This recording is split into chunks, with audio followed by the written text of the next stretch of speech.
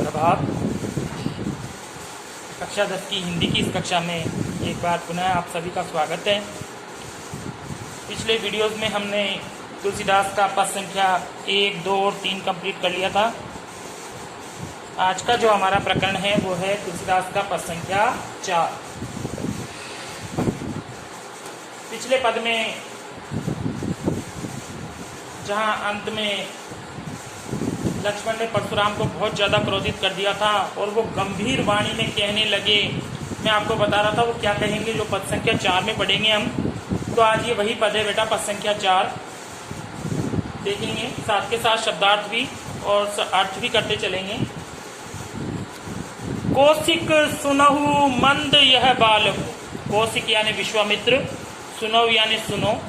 विश्वामित्र बेटा लक्ष्मण और राम के जो है गुरु हैं, और परशुराम जो है वो एक ब्राह्मण हैं। विश्वामित्र राम के और लक्ष्मण के गुरु का नाम है। तो मुनि परशुराम की जब लक्ष्मण से दाल नहीं गली तो उन्होंने अब गुरु को संबोधित करना शुरू कर दिया कि गुरुजी समझा लो, देख लो इसको, लक्ष्मण को।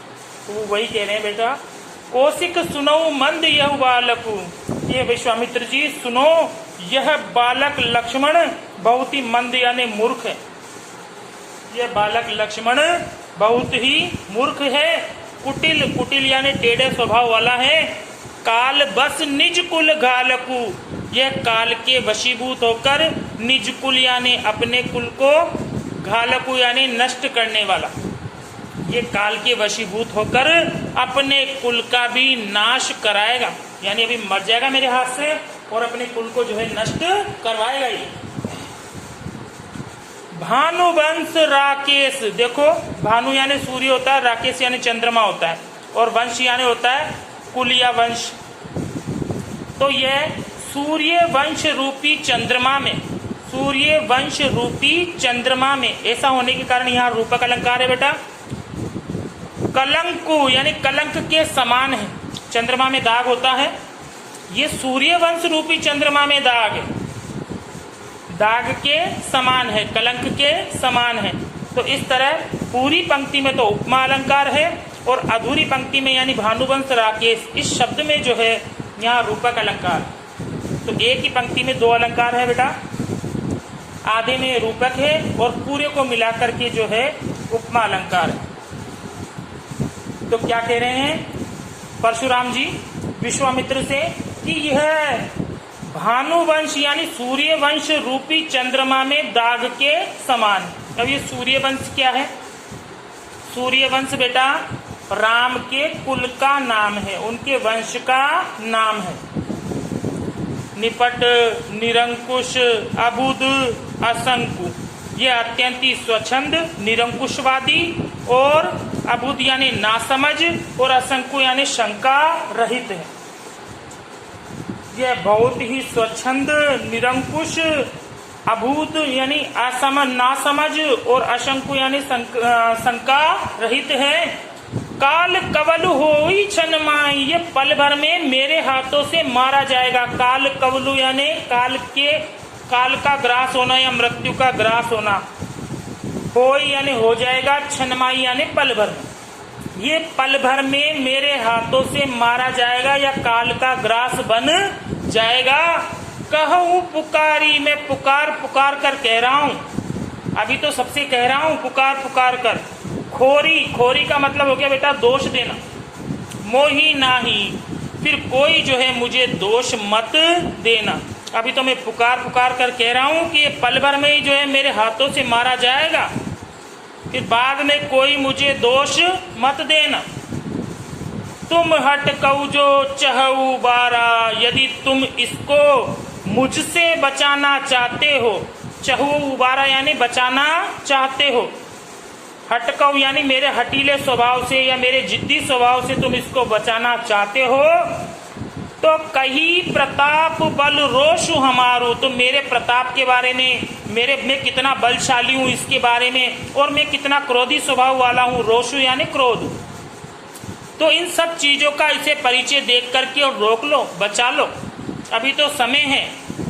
यदि तुम इसको मुझसे बचाना चाहते हो तो मेरे प्रताप, बल और क्रोध का परिचय दे करके और इसको रोक लो, नहीं तो अभी यह मेरे हाथों से मारा जाए। इतनी बड़ी बड़ी बातें कर रहा है बेटा परशुराम। पहले लक्ष्मण से उसकी दाल नहीं गली, अब जो है वो उनके गुरु के समक्ष पहुंच गया कि गुरुजी समझा लीजिए इस बालक को, नहीं तो यह मेरे हाथों से मारा जाएगा। इतने में ही लक्ष्मण जी को जो है चैन पड़ता ही नहीं है, वो तो बार बार बीच बीच में खड़े हो जाते हैं। फिर खड़े हो गए लक्ष्मण जी बीच में और कह रहे हैं, देखो लखन कहे मुनि सुजस तुम्हारा। लक्ष्मण कह रहे हैं, हे मुनि आपका सुजस यानी सुयस, आपका प्रताप, बल, रोष कह रहे हो ना कि इनका परिचय दे करके रोक लो, तो आपका परिचय आपसे अच्छा और कौन दे सकता है। लखन कहे मुनि सुजस तुम्हारा, हे मुनि आपका जो यश है, आपका जो प्रताप है, उसको आपसे अच्छा और कौन कह सकता है। तुम ही अछत, तुमसे अच्छा को बरने पारा, कौन बरने यानी वर्णन, पारा यानी कर पाएगा, यानी कि आपके अच्छे कार्यों का वर्णन आपसे अच्छा और कौन कर पाएगा, आप खुद ही कह लें।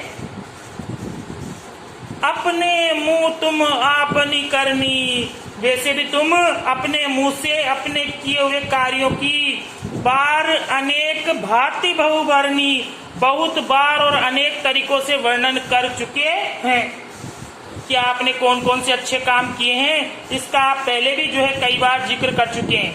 बताया ना पहले परशुराम ने, मैंने सहस्त्र भाव की भुजाओं को काट दिया, मेरा फरसा इतना भयंकर है, उससे ऐसे हो जाता है।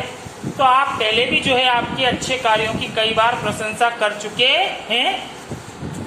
नहीं संतोष, यदि आपको संतोष नहीं हुआ तो पुनः कुछ कहूं, तो फिर से कुछ कह लीजिए। वैसे तो आप बहुत बार अपने कार्यों का बखान कर चुके हैं, लेकिन यदि आपको संतोष नहीं मिला तो एक बार फिर से कह लीजिए। जनी, जनी यानी बेटा मत, ऋष यानी क्रोध, रोकी यानी रोक कर, दुसह यानी अत्यधिक, दुख यानी दुख, सहु यानी सहन करना। लेकिन इस तरह अपने क्रोध को मन में दबाकर ऐसा कठिन दुख सहन मत करिए।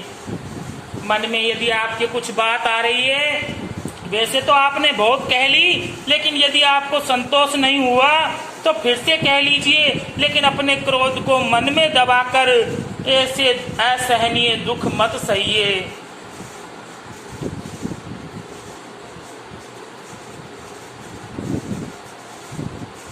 वीर व्रती, तुम तो वीरों के व्रत का पालन करने वाले हो। धीर, धैर्यशाली हो। अक्षोभा, अक्षोभा का मतलब शोभ रहित हो। गारी देत न पाओ शोभा, इस तरह भरी सभा में गाली देते हुए आप बिल्कुल भी शोभा नहीं देते हो।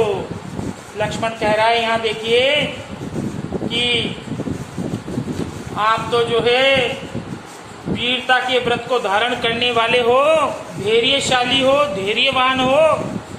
अक्षोभा यानी शुद्ध नहीं होने वाले हो, क्रोधित नहीं होने वाले हो। इस तरह गाली देते हुए आप बिल्कुल भी शोभा नहीं देते हो।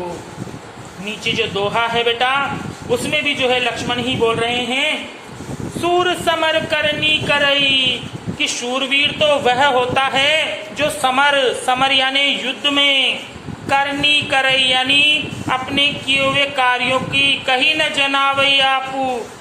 सूरवीर युद्ध भूमि में युद्ध करता है, अपना कर्म करता है, वहाँ वो व्यर्थ में जो है अपने किए हुए कार्यों की वहाँ डींग नहीं हाँका करता, अपने कार्यों का बखान नहीं किया करता। विद्यमान रन पाई रिपू, ये तो उन लोगों का काम है। कायर कथई प्रतापू, यानी ये कायर व्यक्तियों का काम है जो विद्यमान यानी सामने, रन यानी युद्ध में, पाई रिपु यानी अपने शत्रु को पाकर के, कायर कथई प्रतापु, जो कायर व्यक्ति होते हैं वो अपने बल और पराक्रम का वहां बखान किया करते हैं। हम सभी जानते बेटा, युद्ध भूमि युद्ध करने के लिए होती है। वहां जाकर आपने क्या क्या किया, क्या नहीं किया, इसकी जाकर के वहां डींग हाँकने से काम नहीं चलता, वहां युद्ध करने से काम चलता है। तो लक्ष्मण वहां यही बता रहे हैं कि ये सूरवीरों का काम नहीं है कि अपने प्रताप के बारे में, अपने बल के बारे में जो है वहां पर वर्णन करें। जो शूरवीर होता है उसका यही काम होता है कि वो जो है शत्रु को सामने देख करके उससे युद्ध करे, उसके सामने अपने कार्यों की डींग नहीं हाँके। एक बार ऊपर से नीचे तक देखते हैं बेटा। कौशिक सुनऊ मंद यह बालकू, विश्वामित्र जी से जो है परशुराम जी कह रहे हैं कि हे विश्वामित्र जी सुनो, यह बालक बहुत ही मूर्ख है।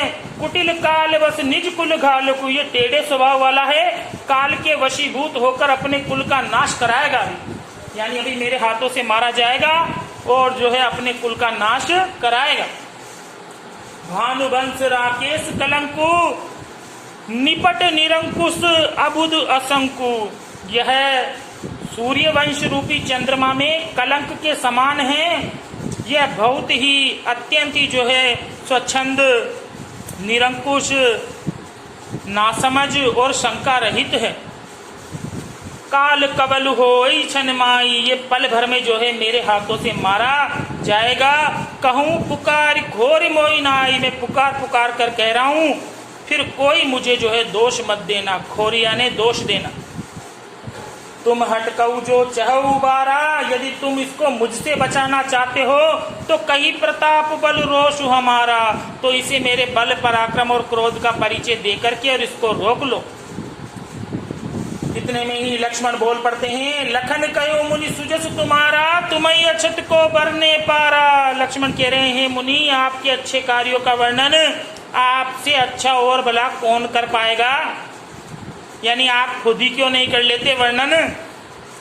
अपने मुंह तुम आपनी करनी, बार अनेक भांति बहुभरनी, वैसे भी तुम अपने मुंह से अपने किए हुए कार्यों की बहुत बार प्रशंसा कर चुके हैं। यदि आपको संतोष नहीं मिला तो फिर से जो है कुछ कह लीजिए, नहीं संतोष तो पुनः कछु कहूँ। यानी यदि आपको संतोष नहीं मिला तो फिर से कुछ कह लीजिए। जन रिस रोग की दुसहु दुख सहु, लेकिन इस तरह अपने क्रोध को मन में दबा करके ऐसा असहनीय दुख मत सहिए। वीर व्रती, यानी तुम तो वीरों का व्रत का पालन करने वाले हो। धीर अक्षोभा, तुम बहुत ही धैर्यवान हो और क्रोधित नहीं होने वाले हो, शुद्ध नहीं होने वाले हो। गाली देत न पाओ शोभा, इस तरह गाली देते हुए आप शोभा नहीं पाते हो। सूर समर करनी करई, कहीं न जनावई आपू, यानी सूरवीर जो होता है वो युद्ध भूमि में युद्ध करता है, वो अपने किए हुए कार्यों की वहां प्रशंसा नहीं करता। ये तो विद्यमान रन पाई रिपु, कायर कथई प्रतापू, यानी ये कायर लोगों का काम होता है जो सामने युद्ध में अपने शत्रु को देख करके व्यर्थ ही जो है अपने किए हुए कार्यों की वहां प्रशंसा किया करते हैं। ये था बेटा तुलसीदास का पद संख्या 4। इसकी जो व्याख्या है वो आपको PDF के माध्यम से जो है मिल जाएगी, उसको वहां से उतार लीजिए। तब तक के लिए धन्यवाद।